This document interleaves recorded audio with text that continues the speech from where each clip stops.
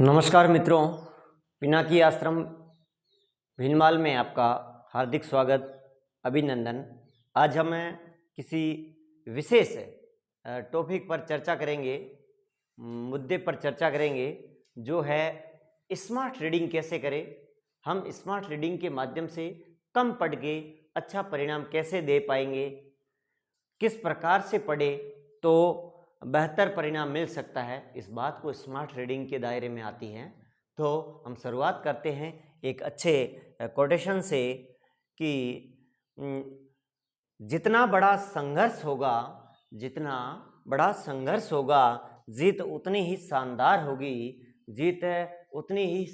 होगी। मित्रों, सफलता के द्वार खोलने के लिए कई रात जागना पड़ता है, मतलब रातों रात जागना पड़ता है। उसके लिए हमको उस मेहनत का परिणाम जाकर के मिलता है।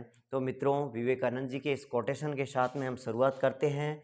स्मार्ट रीडिंग कैसे करें, ये एक बहुत बड़ा मुद्दा है और कई विद्यार्थियों ने पर्सनली कमेंट करके पूछा है कि सर इसके बारे में हमको बताइए। जो अलग अलग विद्यार्थियों के सवाल थे उनको लेकर के हमने एक ऐसा वीडियो बनाने का मानस बनाया जो आप तक पहुँचे। तो हो सकते हैं आपके दिल के ये सवाल हो, तो जुड़िए, इस वीडियो को पूरा देखें। तो देखो मित्रों कि सबसे पहले हम देखते हैं कि स्मार्ट रीडिंग होती क्या है। स्मार्ट रीडिंग होती क्या है, वो चीज़ देखते हैं। तो मित्रों, स्मार्ट रीडिंग को हमें कम समय में पढ़ के अच्छा परिणाम देना और कम पढ़ के ज़्यादा याद रखना। और इस व्यू रचना से हम ये पढ़े कि परीक्षा तक हमको एक हल्का सा फीलिंग हो और परीक्षा हॉल में जाते हुए एक अच्छा मतलब फीलिंग कर सके। ऐसा माहौल हमारे को जब मिलेगा तब हमने पहले स्मार्ट रीडिंग कर रखी है, तब हम परीक्षा हॉल में जाते हुए शानदार अपना परफॉर्मेंस देते हैं और परीक्षा हॉल से बाहर निकल कर के हम एक अच्छा महसूस करते हैं। उस बात को हम स्मार्ट रीडिंग से जोड़ के देखते हैं। तो आइए, हमारी परीक्षा हॉल तक जाने का एक हल्का सा माहौल और परीक्षा हॉल से बाहर निकलने के बाद में एक आनंददायी माहौल कैसे तैयार हो सकता है, उससे पहले हमको क्या काम करना पड़ेगा कि उसके बाद में हमको घबराहट या किस तरह से जल्दीबाजी न हो। तो उसके लिए हमको पूर्व में ऐसी रणनीति होनी चाहिए कि हमारे पास में शेड्यूल होना चाहिए। हमारे उठने बैठने का शेड्यूल हो, किस समय क्या पढ़ना है इस बात का भी शेड्यूल हो। तो हमने काफ़ी आपका मार्ग सरल कर दिया है, शेड्यूल प्रोवाइड करके। जिसकी तैयारी कर रहे हैं उसका शेड्यूल हम दे रहे हैं, आपको केवल पढ़ना है। किताबें भी बता रहे हैं, ज़्यादा कोई पूछताछ करने की किसी को ज़रूरत नहीं है। तो आपका एक शेड्यूल है, वो फॉलो होने से आपको एक बर्डन कम हो जाता है दिमाग पर कि आपका यह सिलेबस कब पूरा होने वाला है। मतलब 4 महीने या 3 महीने में जब भी आपका कोर्स पूरा होगा तो आपको लगेगा कि एक बार मेरा कोर्स पूरा हो जाएगा। तो मित्रों, शेड्यूल का एक ये फ़ायदा है कि हमारे दिमाग पर कोई प्रेशर नहीं रहता है। उसके बाद में है टॉपिक को तैयार कैसे करें। तो मित्रों, टॉपिक को तैयार करते समय हमको ये ध्यान में रखना चाहिए कि कोई भी हमारे सामने कोई टॉपिक है उसको लेना है। माना कि ये टॉपिक है और हमको ये लिखा हुआ है पूरा। तो मित्रों, हमारे को ये इसके प्रश्न दिए हुए हैं, इसमें आधे प्रश्न आए हुए दिए हुए हैं। तो हमको सबसे पहले क्या करना है, आए हुए प्रश्न देख लेना है। उस टॉपिक को पढ़ने से पहले आए हुए प्रश्न देख लेना है। आए हुए प्रश्न देखने से हमारे दिमाग की बत्ती खुल जाएगी और जितना हम पढ़ाई उसके बाद में इसको पढ़ेंगे पूरा का पूरा हमें याद हो जाएगा। एक बार पढ़ने के बाद में 10 बार पढ़ने जितना आनंद मिलता है। किससे? एक बार आए हुए प्रश्न को देख लो। जब आपको प्रश्न बनाना सीख जाओगे आप है, उस समय आप एग्जामिनर की भावना को समझ जाओगे और आप उस दिन से स्मार्ट पढ़ाई शुरू कर दोगे। मेरे कहने का मतलब है कि जिस टॉपिक को पढ़ते हो उसमें 4, 5 या 10 प्रश्न आप जरूर देख ले एक बार आपके दिमाग की बत्ती खोलने के लिए कि हमारे ये इतने प्रश्न हैं जो इस प्रकार के प्रश्न परीक्षा में आते हैं। जब आपको ये पता चल जाएगा कि किस प्रकार के प्रश्न परीक्षा में आते हैं और किस प्रकार के प्रश्न आ सकते हैं, उसके बाद में आप टॉपिक को पढ़ोगे तो वो सारी की सारी पढ़ाई स्मार्ट रीडिंग में चली जाएंगी। उसके बाद में है ट्रिक्स। मित्रों, एक बहुत बड़ा सवाल है कि ट्रिक्स है वो इस प्रकार काम आती है कि जो भी ट्रिक्स आप बनाते हो वो आपके लिए बोझ नहीं बननी चाहिए।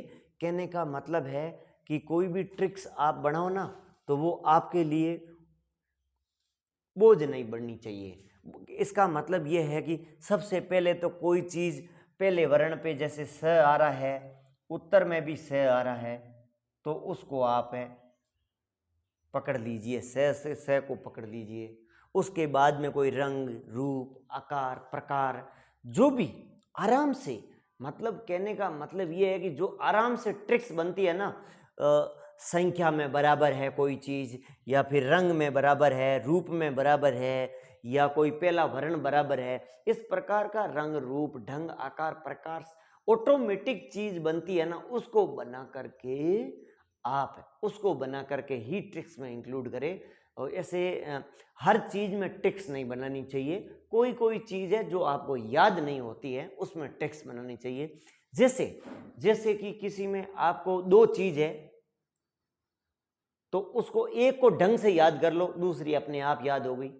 पहला वर्ण स आ रहा है, दूसरा वर्ण भी स आ रहा है, आपके दिमाग में पिक्चर बन रही है, उसका रंग भी काला है, इसका रंग भी काला है, रूप उसका आकार ऐसा है, इसका आकार ऐसा है, ऐसा भी हो सकता है। तो किसी टाइप में जो भी ऑटोमेटिक एक बार ट्रिक्स बननी स्टार्ट हो जाएंगी तो आपको ये ध्यान रखना हमेशा कि रंग, रूप, आकार, प्रकार, ढंग से आपको जो भी आराम से सहजता से जो ट्रिक्स बन रही है उसके माध्यम से ट्रिक्स को बनाएं। हर जगह ट्रिक्स को नहीं बनाएं, जो आपको याद नहीं रहे वही ट्रिक्स बनाएं। फिर है गाइड अच्छी, नोट्स अच्छे। तो देखो मित्रों, गाइड भी एक नोट्स ही है वैसे तो, लेकिन नोट्स और गाइड में ज़्यादा कोई फ़र्क नहीं है। नोट्स होते हैं उसको अपन थोड़ा सा सहजता से पढ़ सकते हैं, बाकी आजकल गाइड भी नाथ पब्लिकेशन वगैरह की ऐसी गाइड बन गई है जो नोट्स टाइप में ही है, टाइपिंग की हुई है, शुद्धता ज़्यादा है, पूर्णता आती है उसमें। तो ऐसी कोई दिक्कत वाली बात नहीं है, जो भी आपको अच्छा लगे उसमें से दोनों में से कोई भी पढ़ सकते हैं। एक है कंटिन्यूटी, निरंतरता कैसे बनाए रखें। तो मित्रों, हम शेड्यूल के माध्यम से फॉलो करके थोड़ा थोड़ा पढ़ करके सिलेबस को 4 भागों में, ऐसा बताता हूँ, 4 भागों में बांट करके, और प्रत्येक भाग को 2 घंटे दे, फिर 8 घंटे पढ़े, और 1.5 घंटा नया पढ़े, आधा घंटा पहले रिवीजन करे। ये एक इस तरह से धीरे धीरे चलते रहोगे ना, तो जैसे आपने आपके सिलेबस को 4 भागों में बांट दिया, जैसे ये 1 भाग, ये 2 भाग, ये 3 भाग, ये 4 भाग। जैसे इस दोनों में आपने फर्स्ट पेपर के भाग बढ़ा दिए, फर्स्ट पेपर, इसमें आपको सेकंड पेपर विषय, जो विषय के भाग बना दिए, ठीक है। इसमें जैसे आपने इतिहास रख लिया, हिस्ट्री को रख लिया, उसके बाद में इसको रख दिया आप, जैसे पॉलिटी को रख दिया। इसमें जैसे सब्जेक्ट है, जैसे हिंदी है तो हिंदी में आपने इसको रख दिया साहित्य रख दिया, और इसमें आपने ग्रामर रख दिया, ठीक है। तो ये यूं ही चलते रहेंगे, इसको आपको पढ़ना है। सबसे पहले आधा घंटा कल वाले को रिवीजन करना, फिर आज नया 1.5 घंटा पढ़ना। इसको भी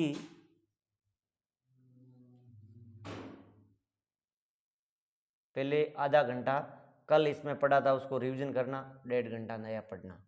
इसमें भी ऐसे ही करना है, सब में भी, कि कल पहले आधा घंटा, ऐसा नहीं है कि सर बैठ गए ना आप सब गए एक बार आधा आधा घंटा रिवीजन कर लिया फिर नया पढ़ने सबको बैठ गए, ऐसा नहीं करना है।